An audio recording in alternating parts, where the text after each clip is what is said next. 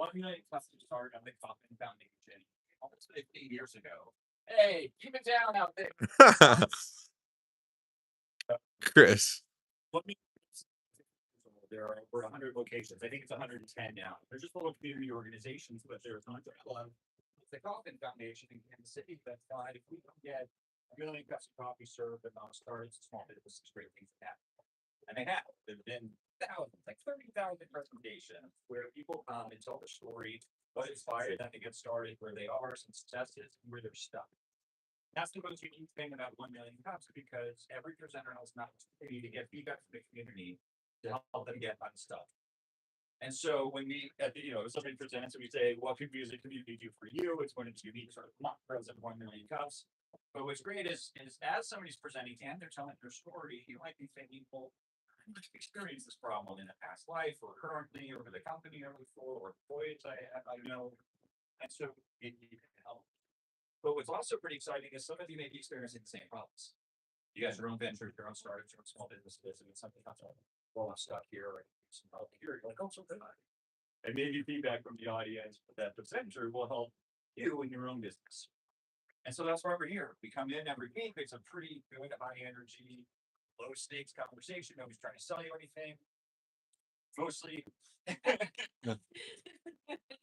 And then we're supported. It's a nonprofit. We're supported by the community around us, by you guys who come and attend and provide this feedback, make this a rich and enjoyable experience. By you three, you see the logo on the top, they provide us our coffee. You can't have a 9-cup of coffee without coffee. So we have a coffee provider. You three are serial entrepreneurs. They kind of later in their careers and we should do, we're given so much support, we have such community, we should do the same thing. And so they started these coffee shops and they're supporting 1871, they're supporting 1 million cups and they're integrated with you guys. And then we have this space we have this space, it's like too. And we're here at Team Working by TechNexus. Kind of I'll tell you a little bit about the space because it's great. We've been in this room, we've been in that one, we've been down the hall. But we're really getting familiar with the space, and we want you guys to as well because it's a great place to share ideas, build community, get your businesses launched, make things happen. So thank you for hosting us, and hopefully you have something you'd like to share. Yeah, of course. Hi, everyone. My name is Ariana. You may be seeing me. Like I've been seeing a couple of you guys already. I am the executive admin at Team Working, and we are a tech-focused co-working space, but honestly, everyone is welcome.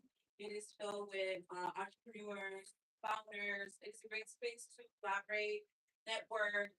As you guys know, we host you guys here every Wednesday. Some of you guys have stayed after, and it is a great space for co-working and networking. And I am a little bit nervous. I don't know what else to say, but honestly, it's just a really good space for entrepreneurs and founders. Woo!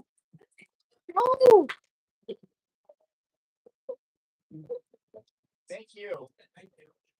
So, if you guys want to share, don't take a call or use a call, you're welcome to come over here today. But last piece of administration, if you guys can bring in your smartphones, so QR code on the screen, and you can just let them know you attended. Not going to pitch anything, say anything, which is really important to understand. Okay. They might use registration accounts, they might for grants, funding, and try to keep the momentum going. Although we do actually see these emails on our end, and we use that to then give out prizes to you guys throughout the month. We started to do that, I think, in May. We started doing that. Yeah, we did. We gave. And I know we're going to continuously do that every month. So if one MC branded notebooks out to people from the lottery of like the most attended. Yeah. So that's how we do it is by scanning this QR code. I hope you help from the Kauffman Foundation also. And yourself. So I'm going to call up our first presenter. Standing with mission on the block.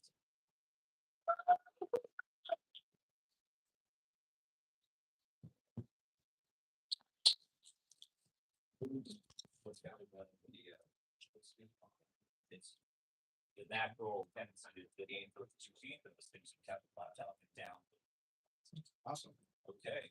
All right. Good morning, everybody. How we doing? Well, This is my, my only presentation today, but my first one MC meeting, so. Thanks for having me. I heard about one MC from another person that's in a community that I'm in. He was like, hey, man, I went to this great thing. You should go check it out. I think you do a good job. So the name of the company is Impact Flow, and we branded it as Marketing Solution for Leaders. Primarily what we do is, I'm sure you probably already heard before in the marketing space, best known means best. And that's one of the things we primarily work on with our clients is trying to help them understand that building a brand and building equity in your brand is not just about making more sales, but becoming better known. People don't buy your product if they don't know who you are. You can have an amazing product, you have the best product, but if they can't find you, they can't buy it, right? They can't buy your product. So, the new thing right now is we know that AI, the way that the searches are being done on the platforms, on the web, has changed significantly, right? So we know that owners are going through the information with better understanding how AI technology doesn't just work in their business, but how it's affecting their brand position in the marketplace. The built by a founder who's seen both sides. So I actually got introduced to digital marketing when I launched my second company. The first company I ran from 2000 to 2011, digital marketing wasn't a thing. I know it's not hard to believe. The website, the web in general, the internet in general wasn't even really a thing. Can you imagine that? Can you imagine a time where the internet wasn't a thing? We used to use rotary phones too. But I spent about 25 years in the entrepreneurial space. And once I launched the second business, I realized I needed to have a digital footprint. And I didn't have a digital footprint. I launched my second business at 52 years old and did not have a digital footprint. And everybody's like, what do you mean you don't have a digital footprint? Like, I needed one, so I created one. And this is really when I started understanding why it is that digital presence is so important. And my first experience in digital marketing wasn't great. In the first 12 months of business in that second business, I went through 3 different marketing agencies, spent about $45,000 on marketing, and none of it worked. And they all kept telling me the same thing. We know what you need. We have it done for you. Don't worry about it. We do this for the same businesses multiple times. So basically what I did was I really dug into understanding the platform that we're on now, which is Go High Level. So I'm a white label reseller of Go High Level. We probably talked maybe a little bit one time exactly about what white labeling is. A lot of people don't understand what white labeling is. So I started using the platform to market my own businesses. I had to go into a second business, so I was running 2 businesses at the same time. You'll find that as you grow businesses, you're going to find entrepreneurs that once they did it once, they want to do it again. They want to scale. If they can scale their business, then they scale multiple businesses, and that's what I do currently.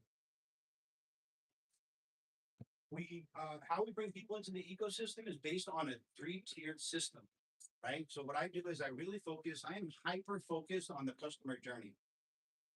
When I was running the first business, I realized that I had to stop focusing on me and I had to start focusing on them more. Core entrepreneurs suffer from severe egotism. They did it, they won, they believe they have the answer to everything, and they get stuck in that space and that trap. So I do now is I really focus on 3 different levels. I focus on the basic business owner who doesn't even have a CRM. By the way, the SBA says that 7 out of 10 small and medium-sized businesses do not even know what a CRM is. That means 7 out of 10 people that I meet are probably good prospects for them. And I know that ahead of time. So we do the prospect verification engine.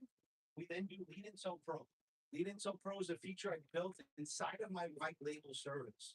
So I took features that already existed and I rebranded them under my brand in the way that I utilize the platform to get results. Lead Intel Pro adds the AI intelligence part, which is the AI chat widget, and the AI voice, both inbound and outbound.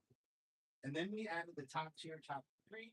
Tier 3 is most of these owners, when they get past understanding that AI can help them solve solutions in their problem, the next thing every single entrepreneur you're ever going to meet is going to tell you, I need more leads. And I say, you don't need more leads. You need better qualified leads. But you're responsible for qualifying those leads. And getting you more leads doesn't get you more business. You have to have good systems that convert prospects to buyers, not just getting more leads. That's what the AI method is. We built a 4-tier system under 4 specific agents that have 4 specific jobs. How do we get traction? So when I first launched the business, I actually launched the business, a cold launch to my community, no paid ads. In the first 4 hours, we signed up 30 agencies in the community. 30 sub-accounts in the agency. That gave me an opportunity to practice. I move with a lot of speed and I launch dirty all the time. Because I work with so many entrepreneurs that are waiting to build the perfect product. Perfect product does not exist. The quicker I can get my product to market, the quicker the market's gonna tell me whether or not I thought the solution that they needed is going to work for them. And then I modify that solution at speed. So we have a strong, so we start with the audience market. We moved up to, the documented onboarding system. We have a 30-day business in a box plan. We can actually bring clients into our ecosystem. And within the first 24 hours, they'll have their first onboarding call. If they do what they're supposed to do. Most of them do. I label all the service, so I also might label other products. So my goal with this business is to build a $1 million business with 0 W-2 employees. Now, we're not gonna have support. We're gonna have plenty of support. We have over 100 support agents in our agency right now. It's a white label support service. So I pay somebody else to bring people into my ecosystem, provide them support the way that I want them to be supported, and I pay them for that. You don't understand what that does for your financials, and you have to have employees, you have to think about it. I know, because I pay plenty of taxes. And then I just really kind of built out the product. 90-day wins and signals that we're looking for to maintain momentum is making sure that we have that avatar through that VSL, right? We have to have a strong video sales letter because video sales letters have the highest conversions. Enterprise level proposals. I'm looking for, when I built the first company I owned, I built that company on the idea if I can meet somebody in a business that has influence over multiple business units, that's going to help me scale faster. It worked for me once. I know it'll work for me again. So I'm doing the same thing in this business model almost 15 years later.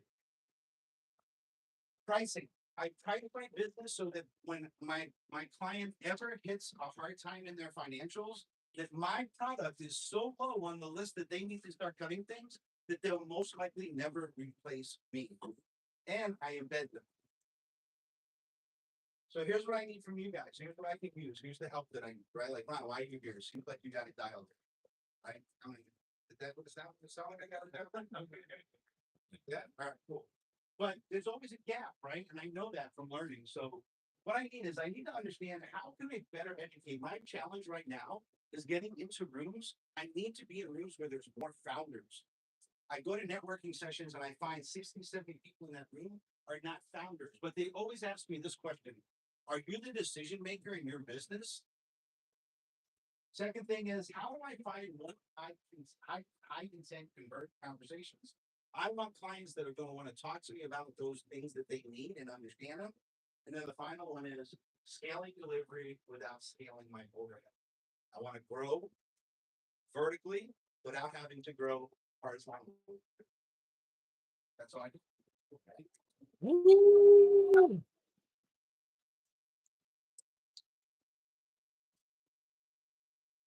Yeah, skills. Open it up.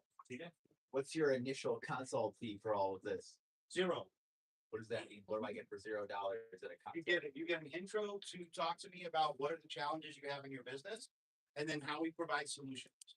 So we don't do demos. We don't do live demos. I used to live demo the tech stack, and literally within the first, I went back and watched some old Zoom meetings, and within the first 10 minutes, the client is so confused and starts questioning themselves so much that they just, I lose them, right? So now we really focus on identifying, pre-qualifying that first consultation, right? So we need to work on mutually agreed upon expectations. I need to identify that there's going to be a measurable result, and then we go right to an intro call. Is that only available over Zoom or is that in person as well? Both. I prefer to do it in person, Yes, me too. you know? And a lot of people in my tech space don't understand how I go to in-person meetings and I don't bring any tech. If I have somebody that tells me they want to see the platform before they sign up, I tell them to find somebody else. I'm not the agency owner they want to do this. Thank you. Yeah, what kind of founders are you looking for? Small businesses? Great question. I tend to be able to tell you more about the founders I can't do business with than the founders I can't do business with. Because I've worked primarily on not the qualifying side, but how do I disqualify people? Because I found if I can disqualify people and root you out sooner, I have less of a chance of having engagement with you that's gonna turn out negative, and you're gonna, not gonna tell people bad things about me. I've never met a prospect that said I couldn't do business with them because I was a bad prospect. So what I'm trying to do is I'm trying to identify not to do business with people who aren't in a place yet where they understand the importance of scaling their business. So how do you educate? You mentioned a stat, 7 out of 10 small businesses don't have a CRM. So if you have a CRM or you're selling that type of capability, one school of thought is, oh, that's great because I have this huge audience, but now you have a two-tier sell because you not only have to get people who are already shopping and already voting with their dollar to now vote on you by picking you. But now you have to educate them that they need the thing in the first place. It's basically number one. Tell us a little bit about how you're solving that so we can think about how to help. Yeah, so true, right? So out of those 7 out of 10, I know that only about 50% of them even have the idea that I need it. Yeah. They don't have it. Part of the first 50% don't have it because they don't understand the value of it, so I can't change my opinion. Okay. I learned a long time ago. Even though when I started in sales, I was taught sales technique that would convince somebody to buy from you. I don't convince people to buy from you, right? So I focus on that other 50%. So about three and a half out of 10 people. What I do is I connect the challenge they're having to the solution we can provide through technology. So what are some of the problems people have? I miss calls. If I miss calls, I don't book appointments. If I don't book appointments, I can't make jobs. So I try to get them to understand how we move to lead and then really educate them on that part of their growth process. With the third party kind of like marketing platform you are, do you have any like reservation about that not being there one day? And Oh, great question. Like that. Great question. Great question. Because of all the success I've had massive failure as well. So about a year ago, I took a 6-figure hit on exactly that problem. I saw a solution. I partnered with that company who was going to provide me the white label solution. When I started doing more business over time with them, clients, they could not deliver service to the clients that I was bringing in at the level that I was promising people. So I bailed out of it. Lost just over $100,000. So I'm not worried. So the question is the current platform. The current platform, I've been on it since 2018. I've seen it grow. It's right now, High Level is rated the #1 automated platform and automated CRM as an all-in-one inclusive spot. So I'm pretty confident that High Level is going to continue to be there for a minute. If you like to use that as like a reputation builder, Oh, absolutely. Yeah, I'm going to give out my cards and you're going to see on my card, it's my brand and High Level brand on it. I don't conceal the fact that we're a reseller at High Level. I use it as leverage, right? I have an unfair advantage of people who are building IP solutions, right? People who are building intellectual property solutions, they're dealing with that software, right? I certainly. So, not to change the subject, but to go back to the slide, during your track, the direction slide, you talked about the first 4 hours, I think, you had 30 clients. Talk through what that must look like, how you got the 110 clients, like what target market they are. Yeah. I think that would help us, and like, help you as well. Yeah. So great question. Really good. So what happened was, Actually, Ron, I mean, similar to what you were saying, the reason I asked that same question earlier, is like, I feel like the CRM choice, like you said, High Level, the founder choice, like that impacts what kind of founder you want to work with, right? Because the VC backed founders, you're not using HubSpot, yeah, HubSpot, Thrive, Active Contact. and you also mentioned earlier about being founders. So I'm just curious what room that is. Yeah. So the way I originally launched was I had already had influence in a community because I was a member of the community and then I was serving in a marketing advisory role for that community. Right. So I'm a Maxwell leadership coach. I'm a member of the Maxwell leadership group. I've been with Maxwell since 2020 at the highest level possible. I'm executive coach for them. Right. So I become a member of their president's advisory council. Then I was providing marketing guidance to coaches, trainers, and speakers who were trying to grow their business. So I already garnered trust in that community with people, and I started talking about High Level that I was using for my other business. And so when I got ready to launch, a lot of people were saying, "Hey, can you help me grow my High Level? Can you help me with my High Level? Can you help me with CRM? Can you help me with that?" So when I originally went to market, those were my original people, right? So it was easy for me to say, you know me, you trust me. I do the same thing you do. I have the same assets you have. I can move you faster. So what happened was Maxwell had went with another service and all those people stopped using me and went to the other service because I did not want to make a deal with Maxwell. Maxwell came to me and offered an opportunity. And I did not want to give up equity share for nothing. So I said no. So that's how I first got in that community. Then I moved out of that space. Then I realized, okay, I have to change my vertical. So if I'm changing my vertical, I have to better recognize now I have to, instead of growing the company in a community I already have influence, now I have to grow the company cold in an audience that I don't necessarily know, but I have to understand their solutions. Or the challenges they have so I can match it. That gets us back on track. Is there a certain like revenue threshold that you would like the client to be? Or they could probably. I think the revenue, That's it. the revenue threshold. What I've learned is the revenue threshold is not the sole indicator, right? It needs to be a revenue threshold and a growth position that are aligned. Because if I just said $1 million companies, there's plenty of $1 million companies out there that don't need a CRM. But there's other companies, so there's a combination of where are they with earnings, where are they with their growth position, and how can I help them grow, right? Like I know service industry, right? So I know a truck on the road for a company, regardless of what the service is, about $250,000. And I know if that guy says, well, I have 3 trucks on the road, I'm trying to, okay. I know he's at about 750, he wants to get 1.25, or he wants to get 1 million and remove himself out of a truck. So I know the model, as opposed to just like a hard, I only do business with companies between 3 and 5 million. Right. That's fine. How is people finding you right now? How is, How people find me right now, they're finding me through communities that I'm in, and they're finding me through networking meetings that I'm going to. I'm not doing any any active paid advertising aside from my video engagement ads, which I run video engagement. Yeah. And right now I do video engagement at about a quarter of a penny per view. And I'm averaging somewhere around 60 to 100,000 views per month. So just by me putting myself out there, people find me that. So That's it's more inbound than out. is that like through social media, YouTube, or Sorry, is that through social media? Yes. YouTube? through social media, through Okay. Facebook, and LinkedIn primarily. Okay. And then through Facebook and LinkedIn, I get invited to different communities that are meeting on a different schedule. And then I embed myself in that community as a trusted partner. That's why I need to get the cold part going, because I don't necessarily want to go to paid ads. I've been down that route. Lifetime ad spend as a business owner, I have about $450,000 in lifetime ad spend. I don't want to spend any more money on it. I'm not spending money on ads. Could have paid for my house. Well, Wait,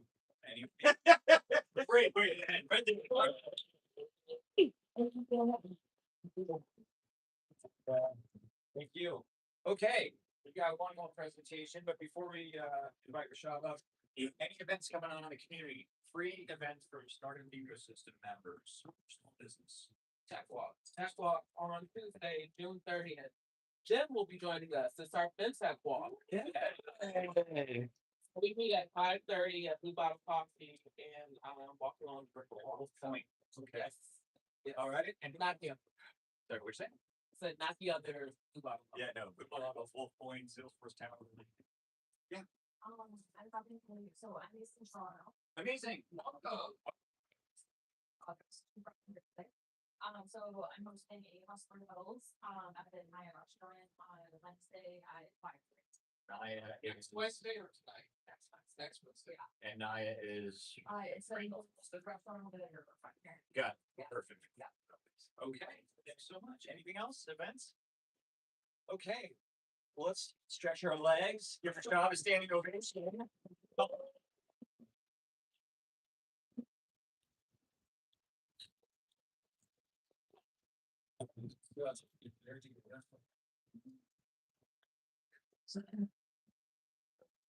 Yes, there's. Second. There's a way.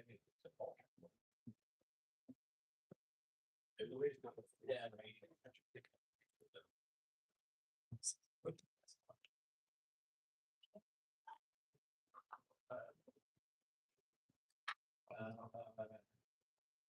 be anybody, full screen, shortcut. Just download it and then open it. It is downloaded and open.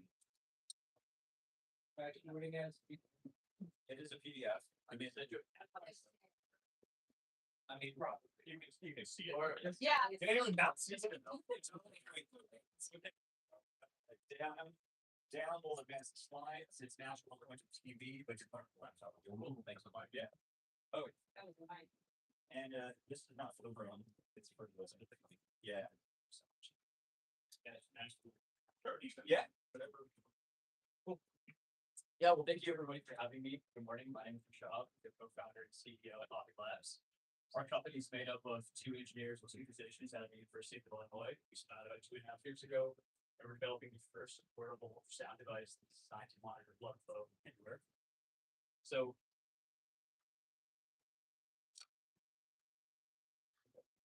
your kidney is one of the most important organs in your body. It's responsible for filtering about 50 gallons of your blood every single day. And when it fails, you end up on a treatment called dialysis. Dialysis is the treatment in which a machine will take the function of your kidneys and filter your blood for you. Without it, you'd have toxins build up in your blood and become incredibly sick. Now, in order to connect to that dialysis machine, the vascular surgeon has to build a port on your body called a fistula, which is the surgical connection between an artery and vein, and it's typically found in your vital. This is currently the best way we know how to administer dialysis. But the fortunate thing is these fistulas are not perfect. About 40% of patients every single year experience fistula failure within their first year after that surgery. And when their fistula fails, they end up on this. This is the central line catheter, and it's literally a hole that's open directly to the heart. So a lot of these patients end up with severe life-threatening infections and long hospital stays. And this is incredibly frustrating because in modern vascular surgery, we already know how to fix fistulas and keep patients out of the hospital. We just have to detect that problem early enough. But the sad thing is, for most patients, we don't catch it until it's too late. So that's where our company comes in. We're developing Beacon, which is the first wearable ultrasound device that is designed to detect the early signs of dialysis failure. The way it works is right after surgery, Beacon is taken home by patients and put on for just 10 minutes a day on a fistula. It records the 3 metrics that every physician in the United States already knows how to understand, like volumetric blood flow and resistive ALS. Those metrics are trended over time, similar to a group, and we can tell you exactly when your fistula is about to fail. That allows the patients to bring their physicians to bring their patients back in a non-urgent setting and fix their fistulas, which keeps them out of the hospital. So the cool thing is, the last 2 years, we've built a pretty large network of physicians and providers across the United States that are interested in using the device. Some key names are up here, and we actually just started our first pilot last Thursday at the University of Illinois Medical School at the hospital.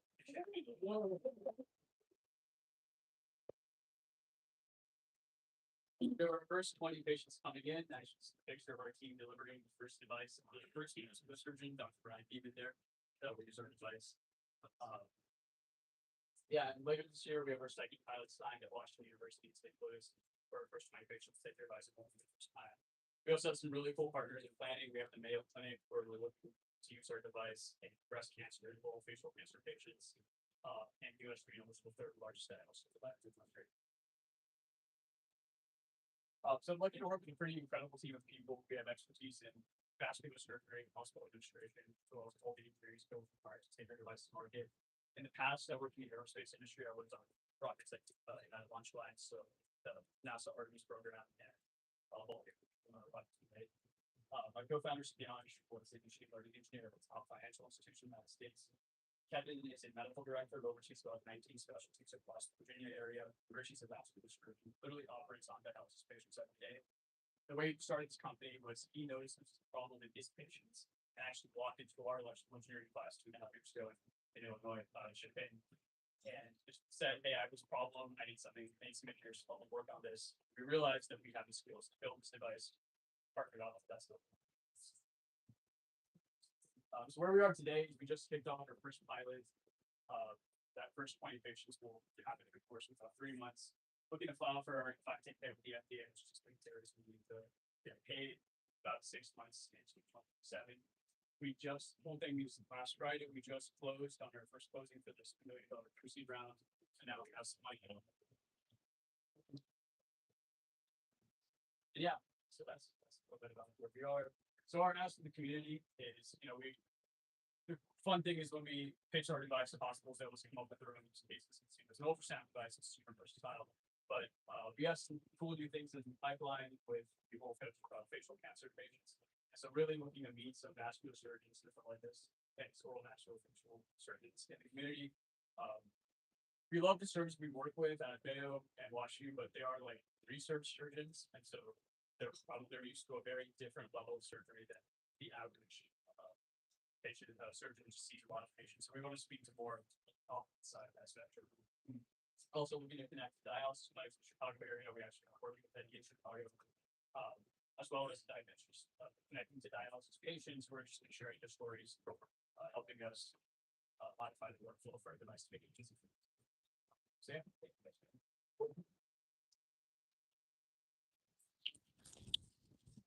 Can you tell us about your efforts so far to make these connections? Yeah, so healthcare is very much like a relationships-based industry. Yeah, it is like the social relationships-based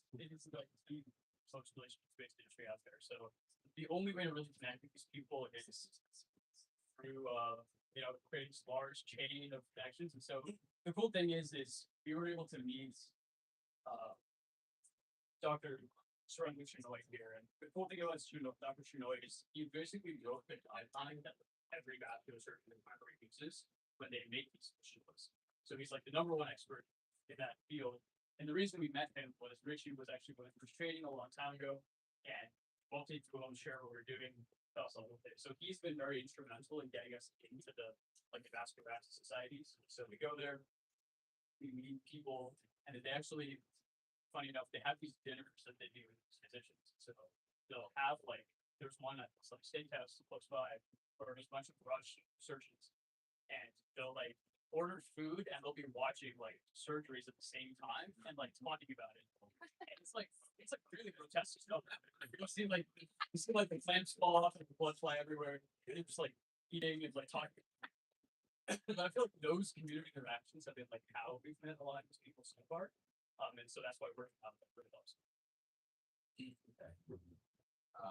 Great presentation. My grandma, when she was alive, was a dialysis patient, so I definitely have question about the pricing in terms of does this cost fall on the patient? Is it through insurance? How does that work out? Yeah. So dialysis is a super unique condition in our healthcare system because it's the one exemption to being on Medicare regardless of what you want. So you can be literally 25 years old on dialysis and still fall under Medicare, which normally you have to 65.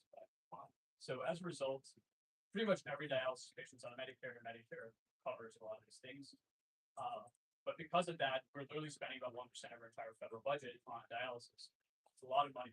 And so Medicare is looking at ways to reduce that cost. And so they're partnering with these groups to do that. That's the group we're working with. It's using our device leads to less hospitalizations and surgeries, which is better for the patient, but also saves a ton of money down the line.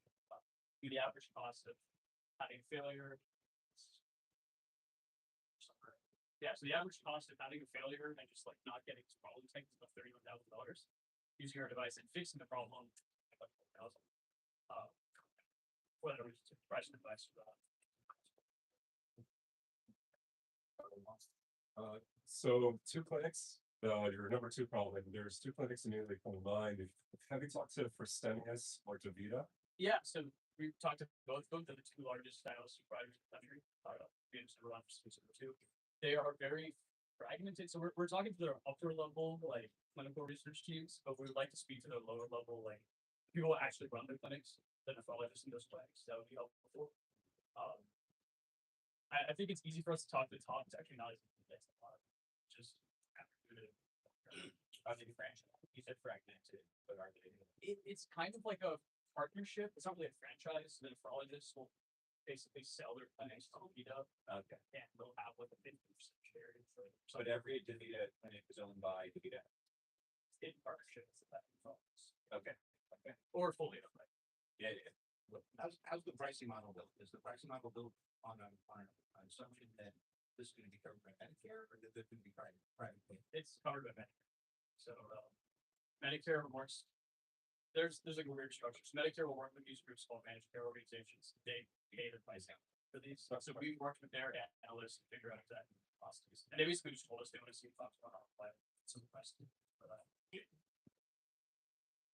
This might get off topic a little bit, but I was curious about the title. It's like ultrasound. Yeah. So it's not only for dialysis, it's for other types of things. Yeah. correct? Yeah, it's for a bunch of other things. So you're starting with dialysis because that's where our clinicians have the competency. But really, we can expand to a bunch of other places. And that's what we're doing with Mayo. We're working with them. We signed a co-development partnership for breast cancer, oral facial cancers, because those patients, when they have cancer removed, they need to stay in the hospital for about 7 days. And currently, they're sending a nurse every single hour with an ultrasound to check that surgical point. And they realize you can throw our sticker on there, and now the nurse can go do something else. And so I have another question. Could you eventually make this device available for anyone out there that wants to check themselves every once in a while about, like I have a bad shoulder right now and Yeah. I might have to go to the doctor to get an MRI or like ultrasound or whatever. I think so. It's very possible. I think like a wellness type of device possible in the future. Right now, we're focused on like the sickest patients. Yeah. Just because it's one is the competency we have as a team. But also it's like the biggest immediate use case with like your shoulder pain, for example. I know your ultrasound is the right I don't know. for that. Yeah. But yeah, it's definitely possible in the future to do some kind of thing. And pregnant women was a one. Yeah. Have you looked at approaching like physician groups instead of looking for individual physicians and surgeons? So physician groups aren't actually groups. I think like they're pretty autonomous, each physician, and they have their own opinions. Approaching the groups, like we've approached like the societies, like the Vascular Access Society, Vascular Society, and they've been very helpful. But then once again, it's like at the top level, it's much more helpful for us to get like individual feedback, what the entire group's perspective thinks. If that is released on Do you ever to like conferences or? yeah, conferences is great. Those are, you can only do so many conferences a year. There's only 2 or 3 that are related to this. What about skilled nursing facilities or long-term care where they're very mindful of costs and infections? That's one area we haven't explored yet. So we haven't looked at the long-term care. That might be a good place to see, because there are definitely a lot of dialysis patients at home. So because it's not like What about putting yourself on social media? so yeah. Ground level.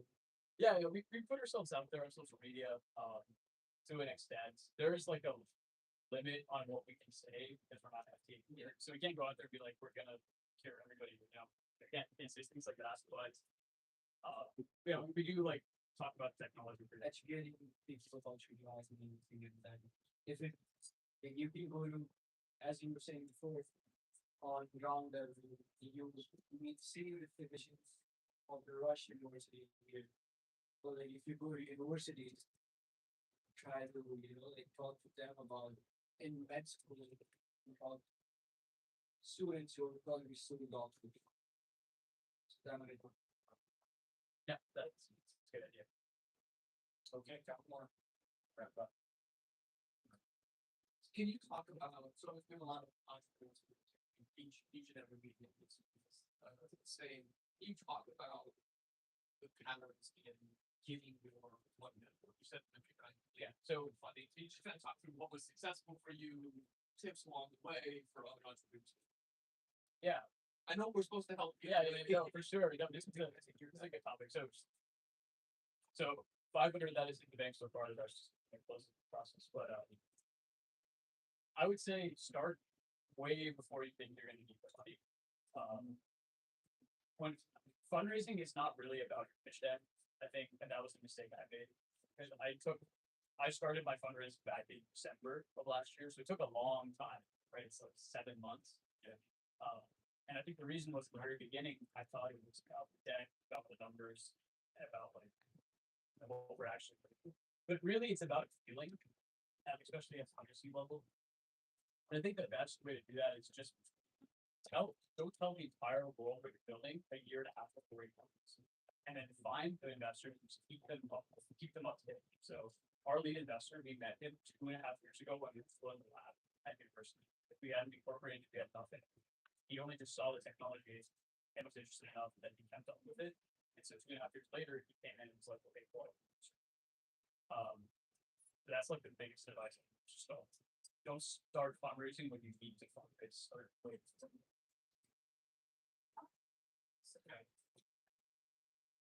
Last one. You had your hand up. Your hand up. Yeah, it was funny because like when you said what you said, I was like, oh, is this like a weird twisted way to start doing referrals or something? But you could almost use like case study applicants and like, you know, a lot of them probably are finding it difficult to maintain their percentiles. What if you did like referral programs for that application and stuff like that so you can get them example? Referrals to the patients. Now, like, in this case studies, if you know, offer a referral program for it, basically, or you can get one cuts that like the clinic managers or the developers and figuring out something. Maybe that might be an interesting way. Going through the patients is definitely an interesting way. Haven't thought through like the implication the provider.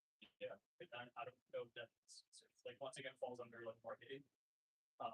Yeah, It's such good with socials too, because if you have them talking about it at like ground level to the clinic managers, then you could maybe just have them like talking about socials, and then you don't actually have to like selling it on socials. Yeah. You have to realize who people bring all frameworks.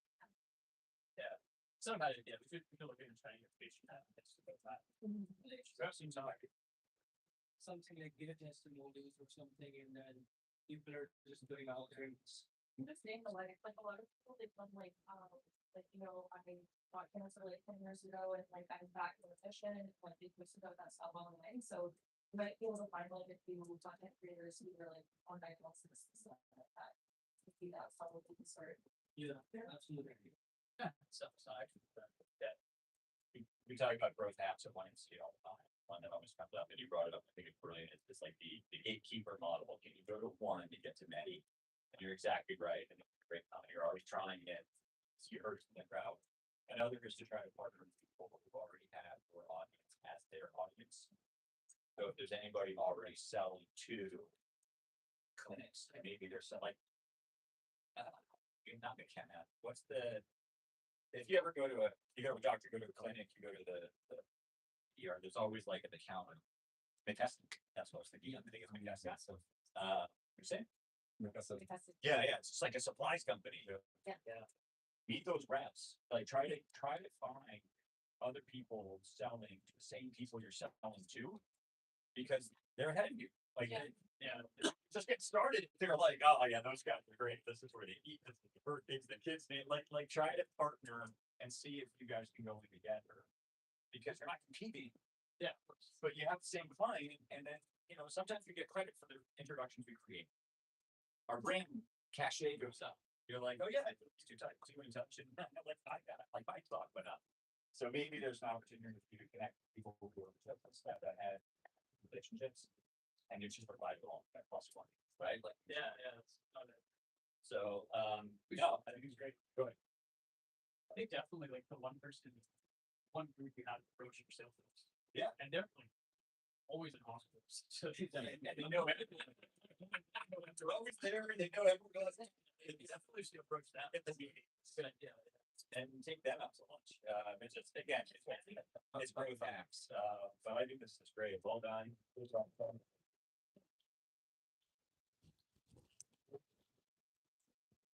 You know, 200 years ago, the stethoscope was invented, and just the concept of being able to hear what's going on inside the body was revolutionary and changed medicine. And now there's this big push to see more of what's going on in the body.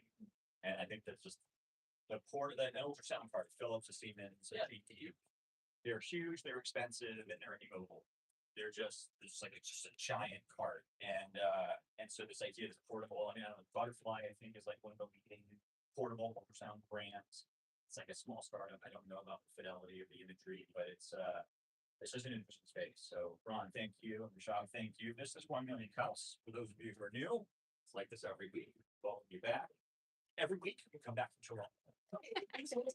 YYZ to ORD is an hour and 20-minute flight. Super cheap. That's fine. That's what. But if you guys wanna stick around and have some more coffee, we'll make a pie, meet somebody new, network, take a call, get to know the team of space. And if we could have the organizers and the presenters come up with pictures. Guys, that's it.